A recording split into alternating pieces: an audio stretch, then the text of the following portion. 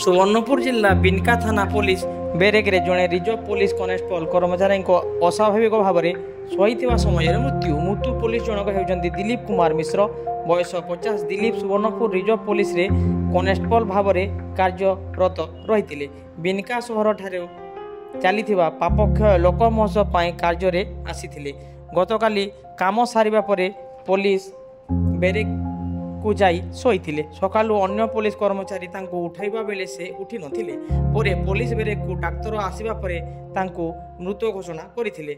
वर्तमान पर्यंत मृतदेह पुलिस बेरेक रे पड़ी रहिछि। मजिस्ट्रेट को उपस्थिति रे मृतदेह को उठा जिवो बोली पुलिस पाखरु सूचना मिलिछि। केउ कारणरु मृत्यु घटिछि ताहा जणा पड़ी नथिबा बेले शव व्यवच्छेद परे सूचना मिलिबो बोली जणा पड़िछि।